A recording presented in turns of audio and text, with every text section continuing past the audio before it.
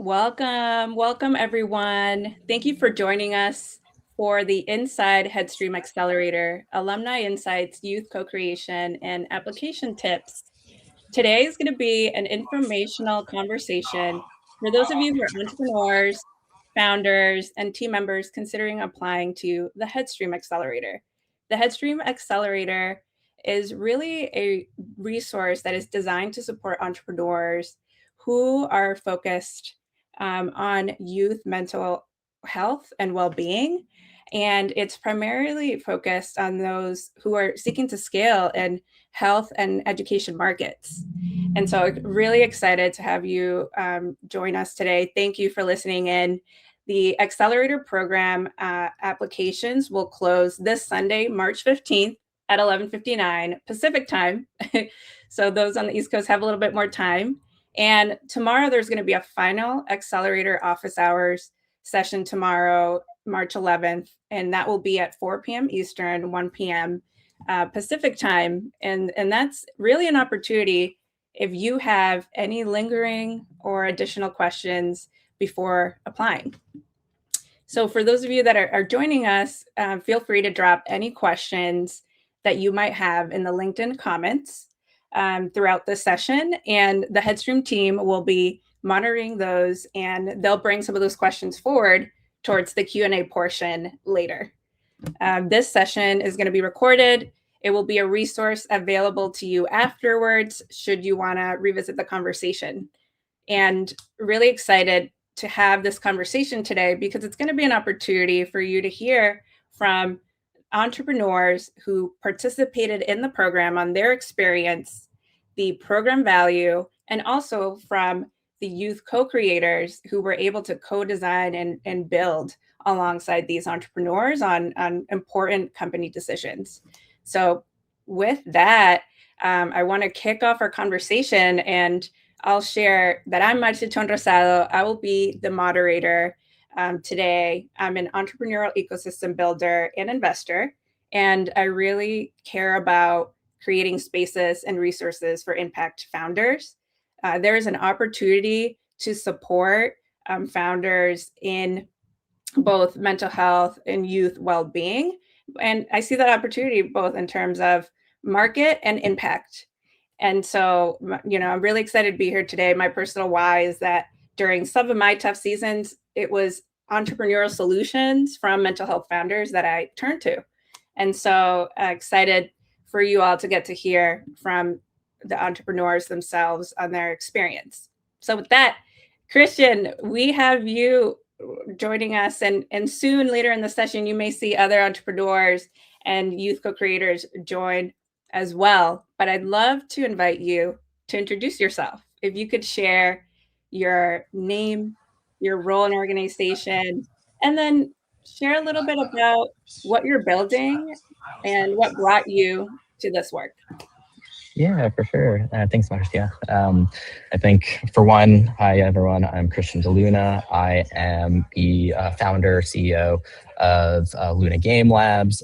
And yeah, we are a social impact game studio really focused on creating narrative games that promote awareness and expose folks to stories of lived experience of mental health and neurodivergence. Again, also integrating game mechanics that really tie into socio-emotional principles. So that's kind of like a high level of who I am and what we do as a lab. And yeah, as far as my background in this space, I have lived experience of major depressive disorder, generalized anxiety, but I've also been a caregiver for family members with same symptoms. So it really is one of those things, being able to get a sense of how challenging it can be to be someone who both lives with the experience, but also has to provide care and has the challenges of trying to really understand and relate and find patience and compassion sometimes. And yeah, I think that's one of the things we're really looking to be able to share with especially youth in kind of the upcoming times, just being able to share their, be able to learn, practice skills in a safe space and environment that games can really be at times. Well, Well, thanks for sharing that, Christian. And can you share more and invite you to go a little bit deeper, right? Based on some of the lived experiences you just shared. Can you share more about the problem that you're working to address and solve for youth and young people?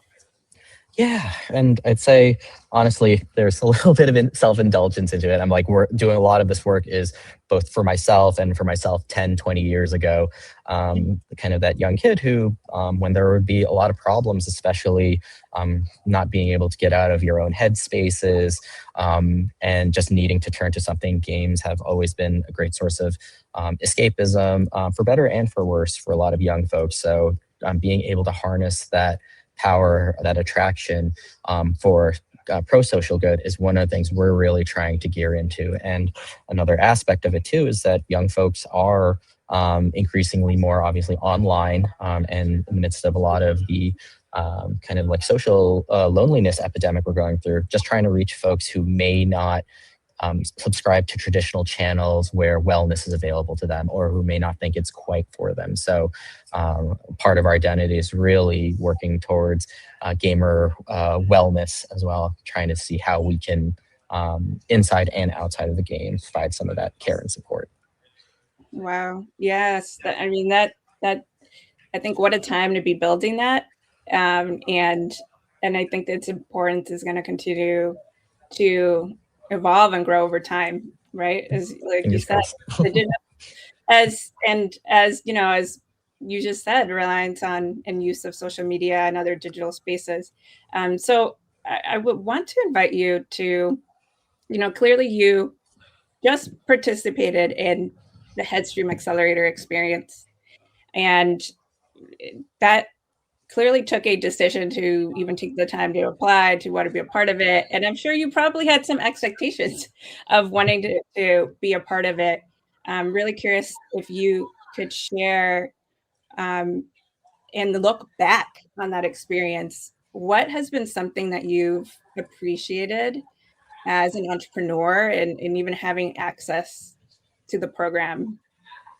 Yeah, I think one thing, definitely just the guidance and direction of a program, being able to be in the company of so many other folks who are at such different stages of their programs. Like Luna Game Labs, we're pretty young, about a year and a half in since incorporation, but there's folks who've been really kind of deep in some of their series funding and fundraising, and just being able to gain that insight and wisdom from a lot of their experiences has been so fundamental. It really did accelerate some of our thinking in terms of how we process kind of into the space. And yeah, one of the things that I also would say is just kind of like having access to the youth co-creators on that. I assure you. Yeah. But yeah, like that was like honestly the thing that when I was applying really sold me on it, just being that kind of core focus of having such a team of like young folks and being involved in the creation of space. And I think that was like one of the cool things. It'll kind of a bit of a jump ahead, but like in terms of like youth interaction, that was one of the things really enjoyed being able to do in some of our own one-on-one work, but can definitely touch on that in a bit. Awesome. Thanks, Christian. I don't know, what a beautiful segue. First of all, I I want tried to little softball. well, first of all, I want to welcome and invite in Shiria. Thank you for joining us, and would love to, Shiria, if you could, share your name, your connection to the Headstream universe, and share more about, what drew you to be a part of the Headstream ecosystem and to this work. Yeah. Hello. Can you guys hear me okay? Yes. Okay. I'm so sorry for joining a bit late, but my name is Shiria. I'm a senior in high school, and I'm a recent alum, like you said, of the Youth Co-Creator Club. And I guess what drew me to this work is because for the longest time, I was kind of like looking for opportunities that was kind of at the in between of like tech and mental health, because I was, like as a high schooler does, looking for more options for like what career I may go into.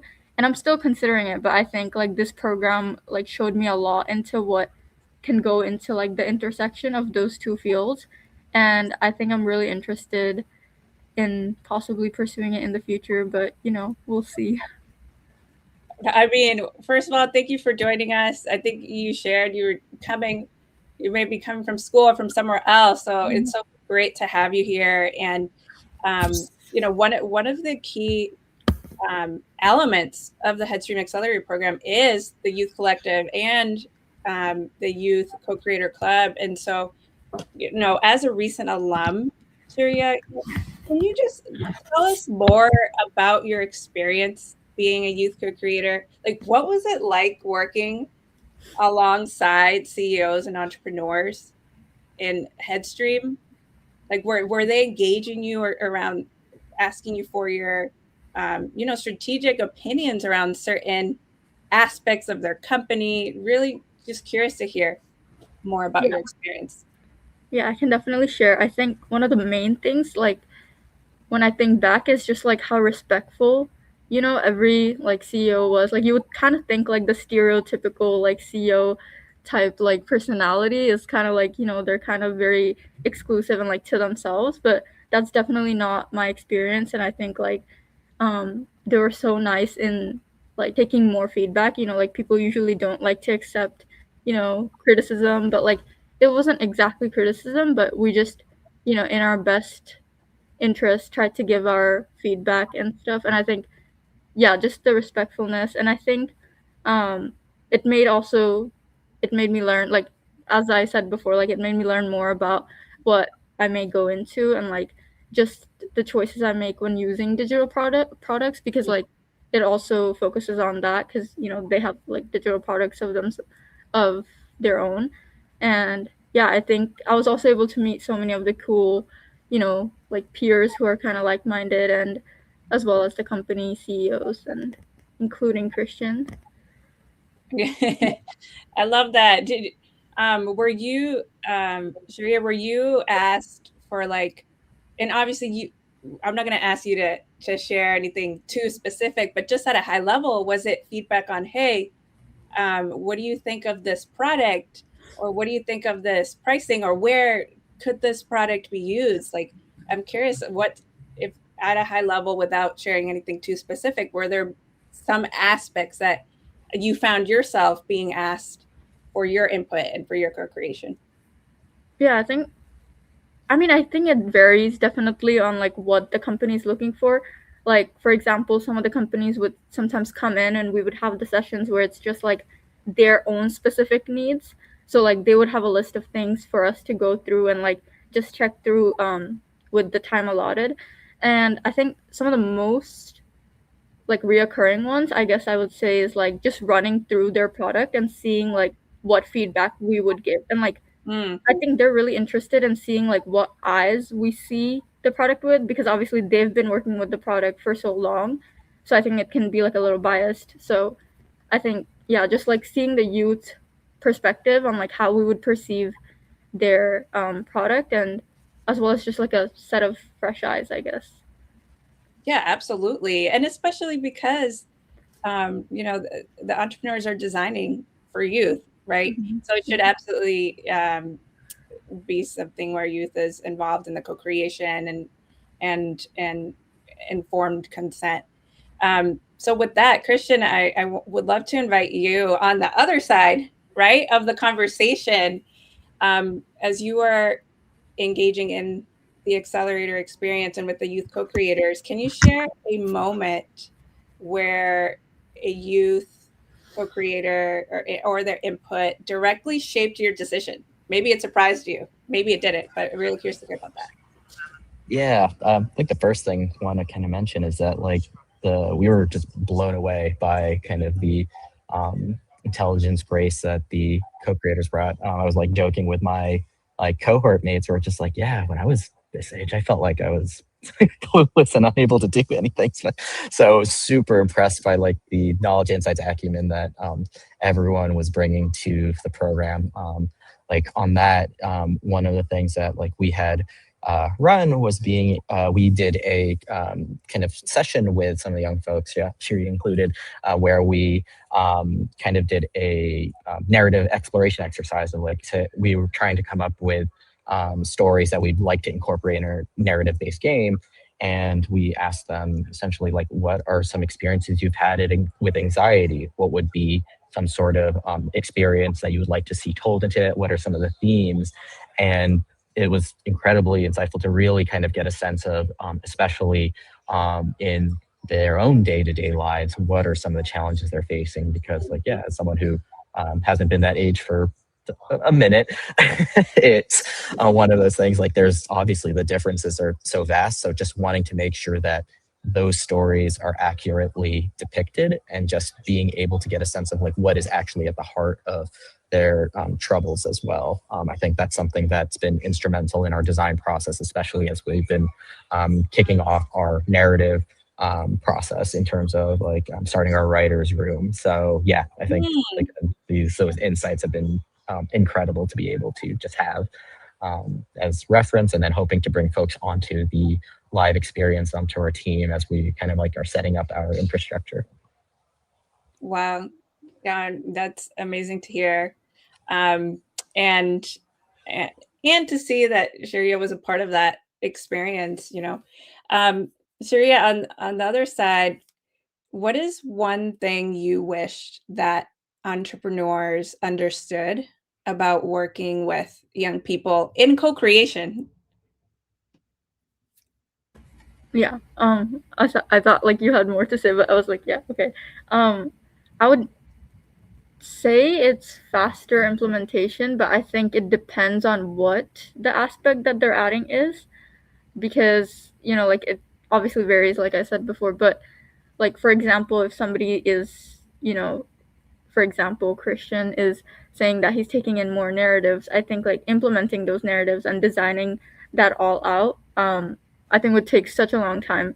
So it definitely varies, but it makes me, at least, like it makes me seen more valued, and like see that they really appreciate my feedback. Like if I actually see the feedback like implemented like quicker, or like at least implemented, but obviously like they have their own perspectives as well. Like they might not choose to go ahead with that feedback, but yeah, I think I really appreciate when they are able to implement it like on a quicker basis. But yeah.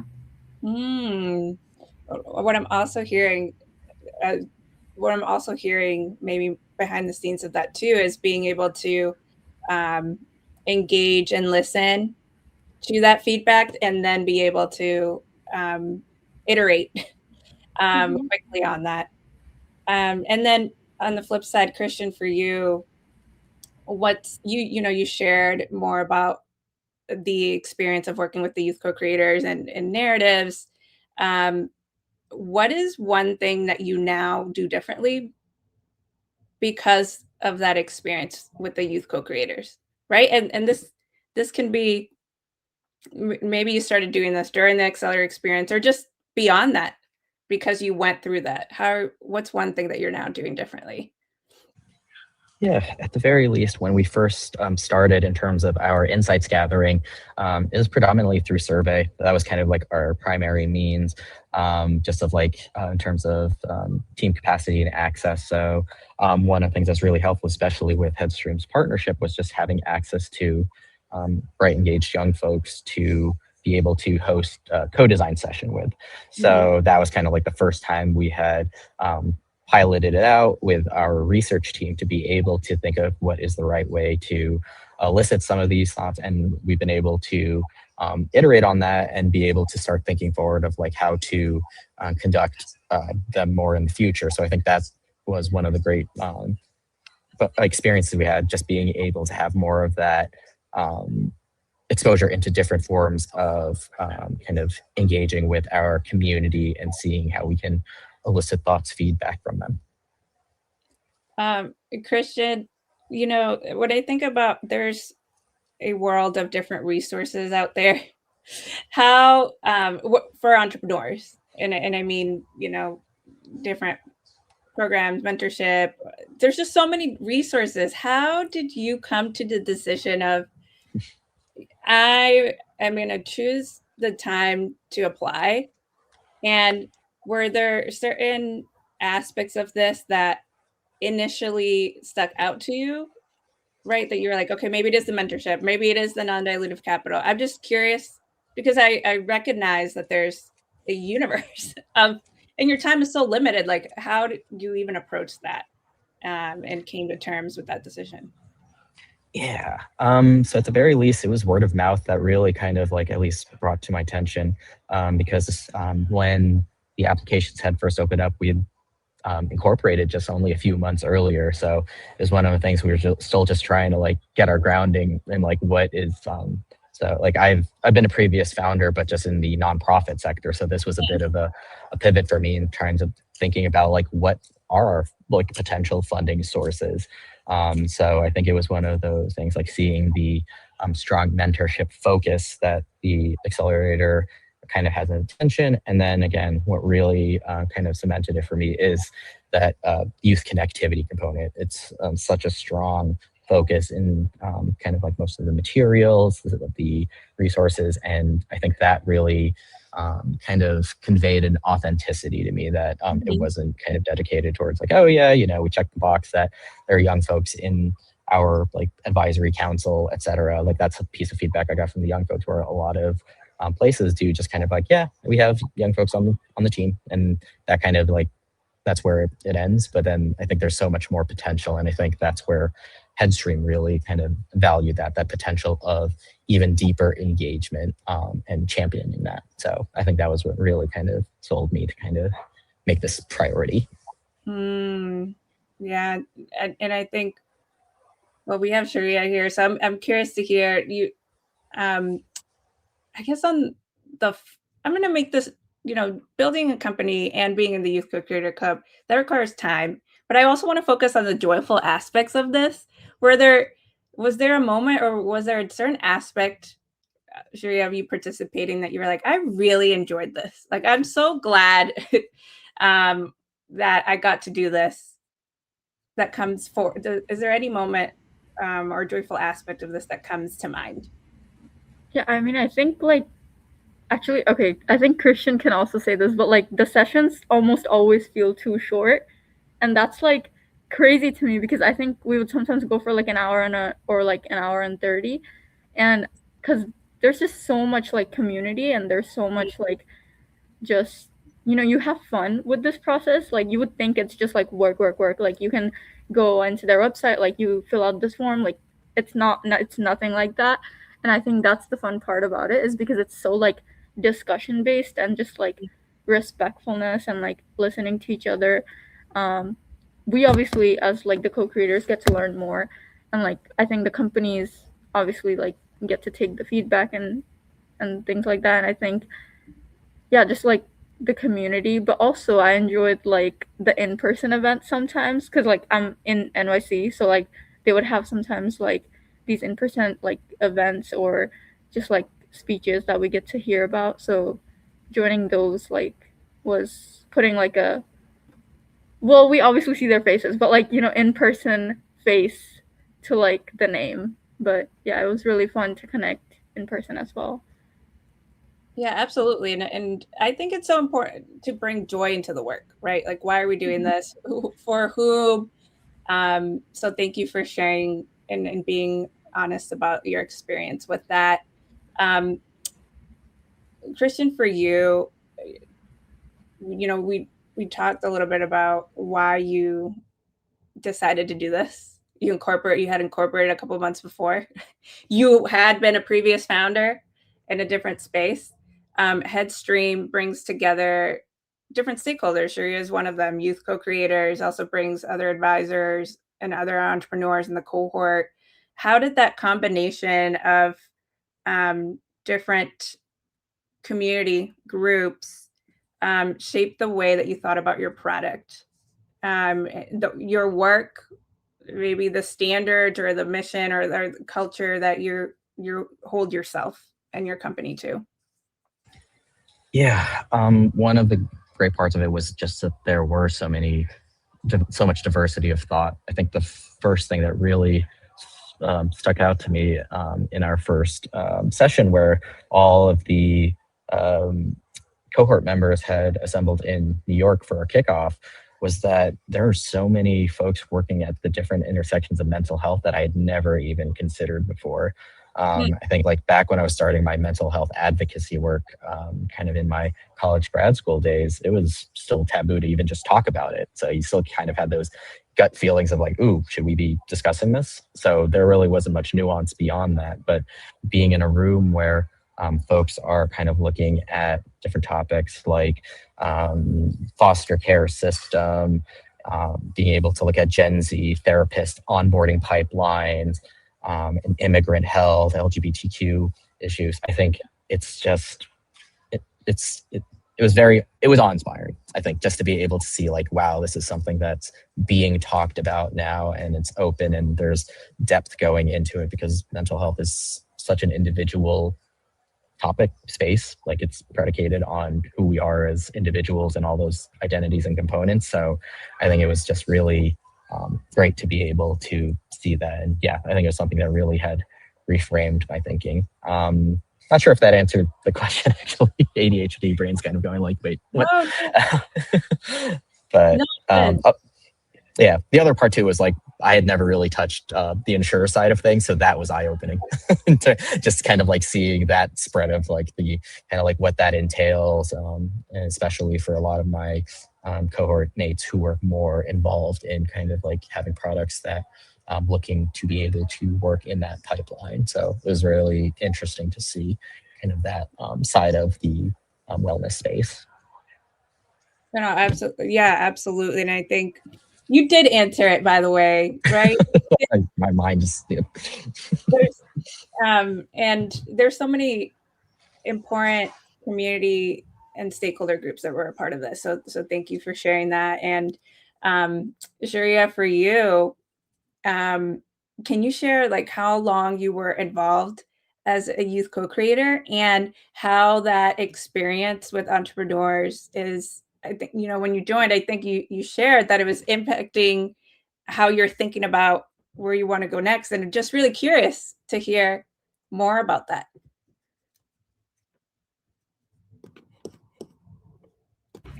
Wait, I'm so sorry. Yeah, I think. Wait, I'm so sorry. Could you repeat your first part again?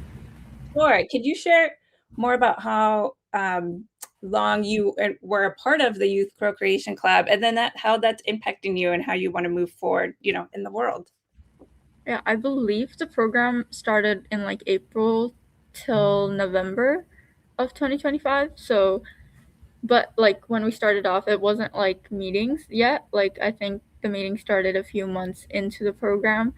But I think just like my outlook into.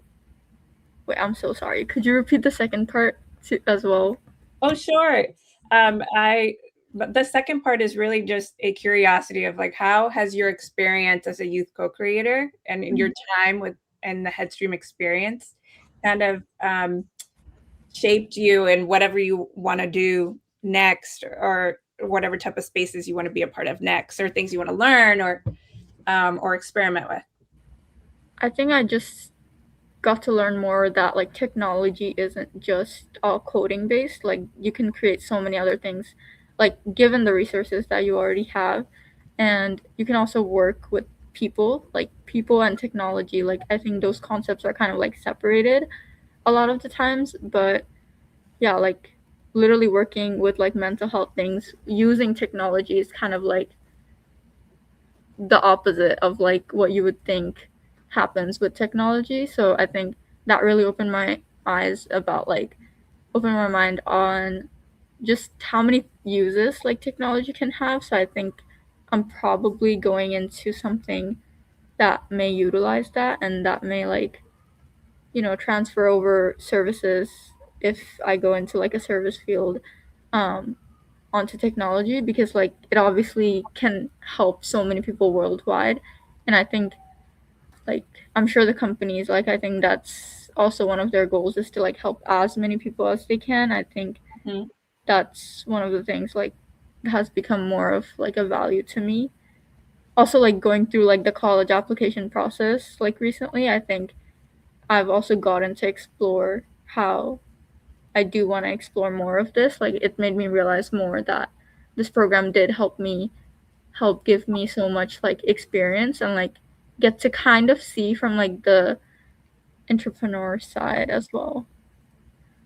Absolutely. That is so cool. I have to say, like, I think, like Christian shared earlier, I don't know what I was doing back then. And I'm just so excited to see um, where you go next. And I asked you about that experience because I really do view the relationships in the Headstream Accelerator, between the entrepreneurs and the Youth Co-Creator Club and advisors as reciprocal ones, right? Where we're not just providing input and helping to inform decisions around a product or a digital solution that an entrepreneur is doing, but that is also impacting, how we want to move in the world. So thank you for sharing that.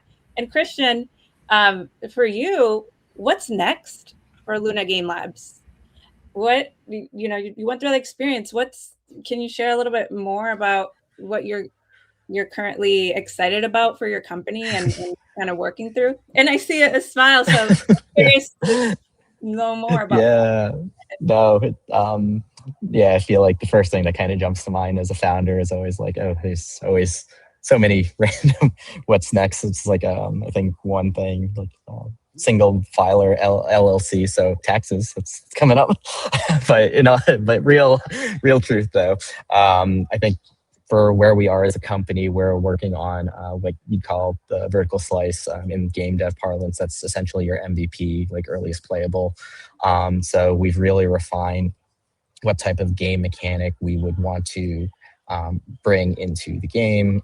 So a lot of it is based off of socio-emotional, being able to dig deeper into kind of like the characters in the game, some of like their motivations, background, learning context clues, inferences, reading facial cues, expressions, tone, and being able to get that into a package place where we can start pitching and being able to share and make some funding pushes to be able to just bring on more of our team members to make a really big push for ideally release date 2027. We'll see. But yeah, so like that's kind of where we're going at now. And I think it's been incredibly helpful. Like what my coach that I work with, shout out to Greta, she's wherever she is out there. But yeah, I met her through the accelerator. So I think there's been a lot of just kind of being able to find connections, resources that really spoke to our needs, especially where we are in our founding process. So yeah, I think that's kind of where things are hopefully looking in the horizon for the team in the next months to come. More to come. I'm excited for you. So, I'm thinking with our remaining time, I think it would be a great opportunity for us to flow into some of the questions that I'm seeing in the Q&A. And so what I'll do is I'll read them. I was going to say, I'm going to read them out loud, but they're actually just other cool founders sharing more about their companies here. And so let's see if I can pull one of these up. I don't know if I can see the full version. Okay, I see it now. All right, so we're going to transition to some of the Q&A. Thank you, viewers, for dropping in some of your questions in the LinkedIn Live comments. So as I turn to one of the questions, the first thing that I wanted to know is that applicants can be international, but the United States should be one of the primary markets to be considered. And so with that in mind, the question that I read out loud is, are there any location barriers for one to be selected for the accelerator program?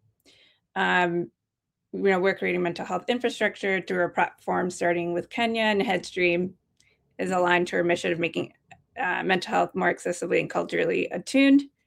And so, yes, the short answer is that applicants can't be international, but the U.S. should be considered. Christian, I'm really curious for you. What are your markets for your company? Yeah, to start, I think we're definitely US based as far as our go-to-market goes. We're very much taking the route of being a mass market commercial game. So there's definitely some interesting marketing branding questions that come to play. But short of it in terms of our demographic location wise is essentially going onto the Steam marketplace. So wherever folks are able to purchase games. So again, we're not looking into localization anytime in the near future. So that's definitely a barrier that always comes up in terms of experience design.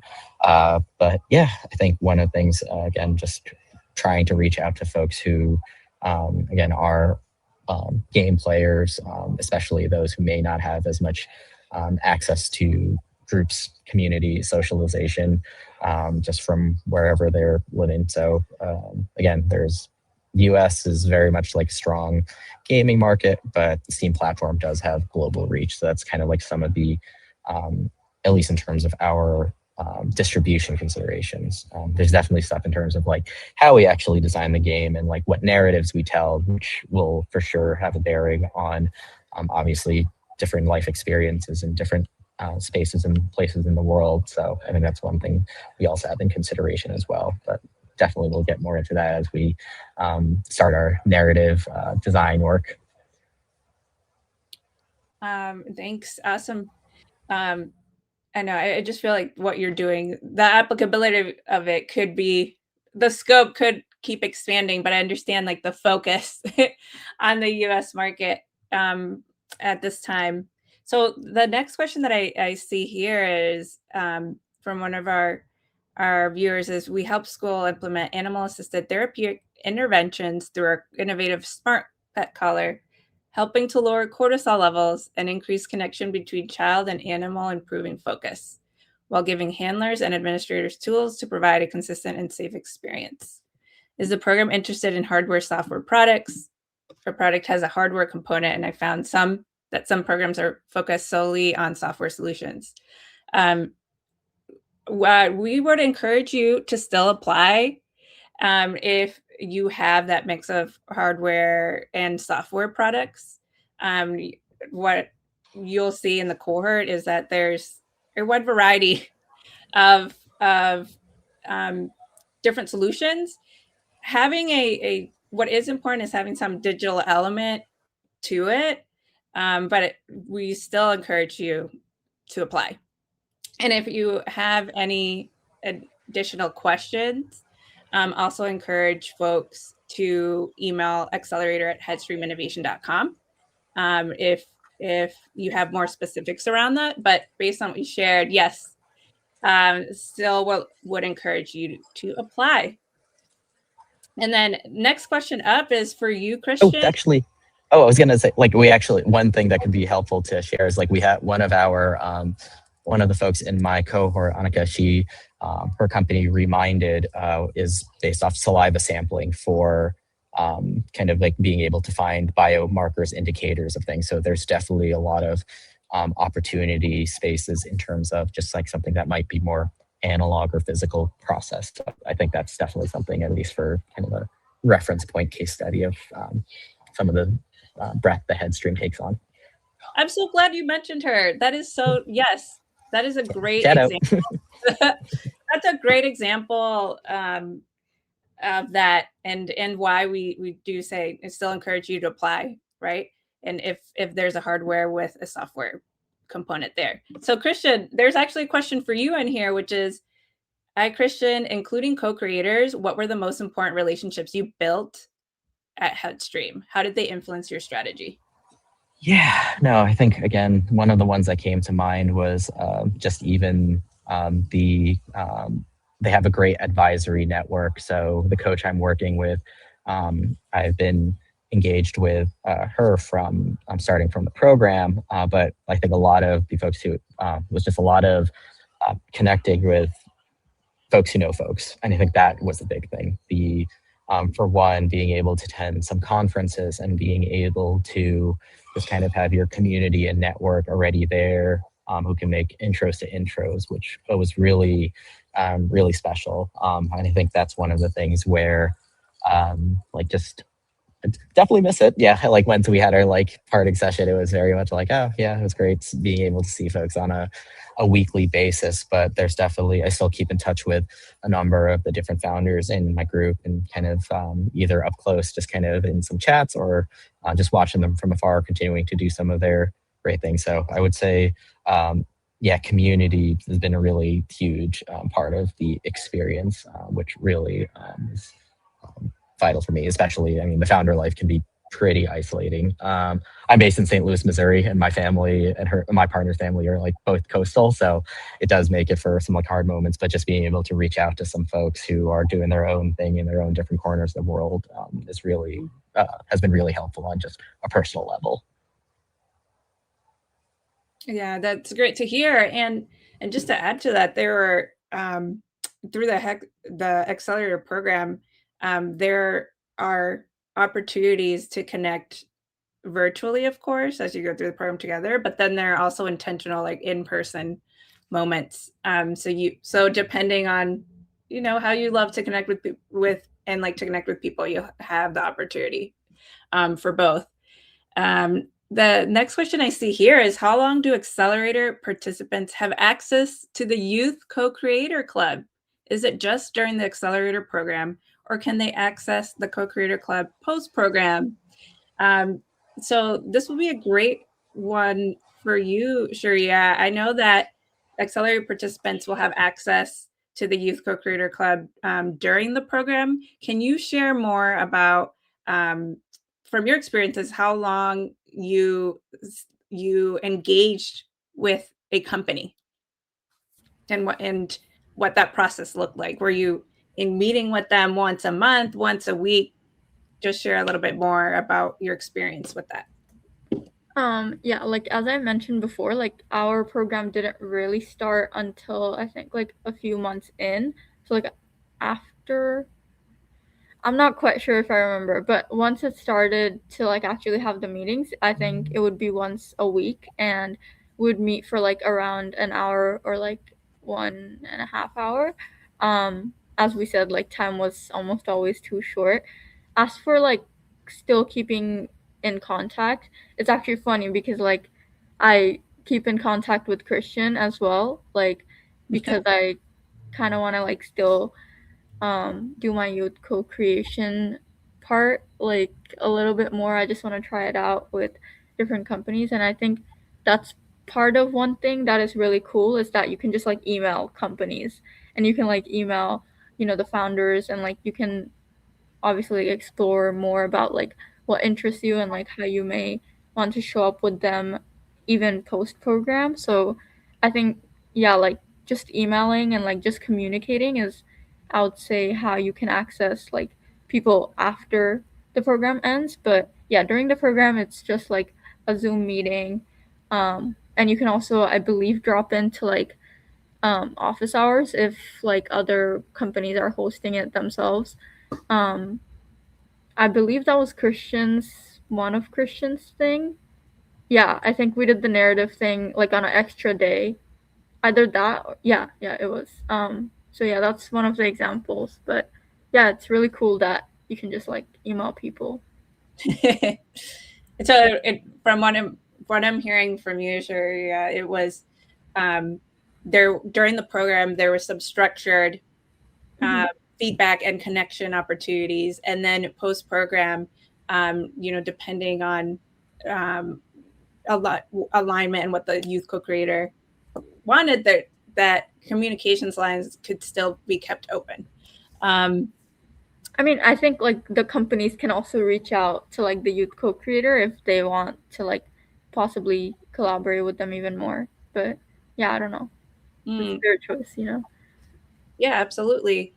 So then the next question that I'm going to turn us to is, I'll ask you this one, Christian, which is, what types of companies or entrepreneurs do you think would tend to get the most out of this Headstream Accelerator?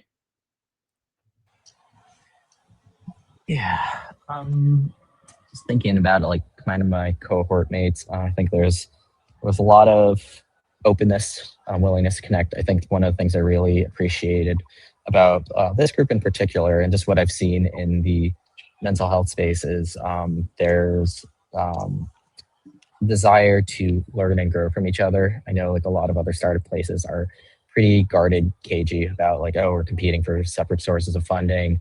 But I think there's like a mindset and ethos of like, yeah, what we're all looking to do uplifts.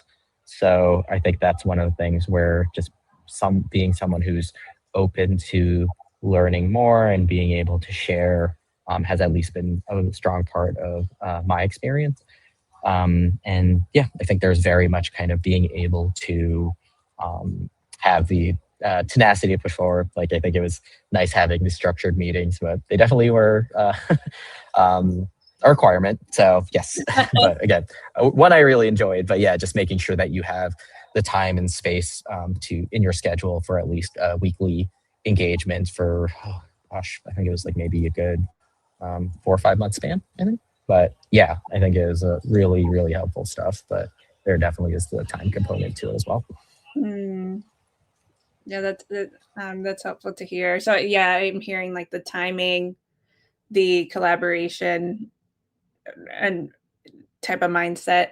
And then we got into, you shared a little bit about this earlier in our conversation. But how did co-creation shift the way that you experienced your product in comparison to maybe more mainstream founder user dynamic where it's like, I'm the founder, I'm building over here for the user. Maybe they'll test some parts of it versus what you experienced in the accelerator? Yeah, I think one of the biggest things was even just access. I feel like that's always one of the hard parts of just being able to find like set of folks who kind of already have some of that experience, background, and willingness to participate. And I say that more as just kind of like another barrier to entry. I mean, especially when it comes to founding, there's just so many things on the plate already. So just finding time to sit down, host a session when like a lot of kind of like opportunity cost thinking. It's like, oh, I could be doing a budgeting spreadsheet right now if I wanted to. I usually don't, but I think that's like one of the things that comes to mind just in terms of like the time and capacity space. That's like one of the that was like one of the things that really came to mind in terms of like the at least challenges of it. But remind me of the main point for question again. Just want to make sure I hit that. Yeah, which was there, how did like co-creation shift the way that you experienced your product in comparison? Like, let's say maybe you wouldn't have done that experience, you wouldn't have done the accelerator program, right? And you would have just had to turn to like traditional, okay, I'm going to build a product and build this for users, versus you actively were in Headstream and had access to Shiria and other youth co-creators. Yeah. And then going back to that, I think one of the really notable things from our just kind of like bespoke co-design session with the young folks was that the insights we really gleaned from that in terms of the narratives that young folks were engaging in. I think it was different than what I had thought, again, based off of my own experiences, biases of just being a teenager back in the day. And I think that was really pivotal to get a sense of like, oh, this story is either one that maybe won't resonate as much, or a story we hadn't thought of before. And I think it was cool to be able to see some of those deltas where it's just like, oh yeah, this seems to be more topical relevant. But then it was also cool seeing the reaffirmations of like, oh yeah, like I experienced that. I remember feeling that, still remember feeling that. So I think that's kind of what it really enabled. If I hadn't been an accelerator, not having as much chance or times to really get more of that in-depth engagement and insight. Yeah, that's beautiful to hear. This will be the last closing question and that I'll ask you, Christian, which is,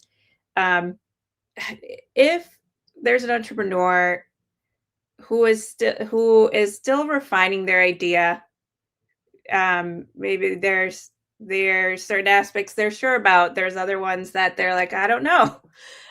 Should they still apply? Yeah, I'd say yes. Again, we were like 4 months into incorporation, so it's kind of honestly surprised, but grateful, thankful that they took us in.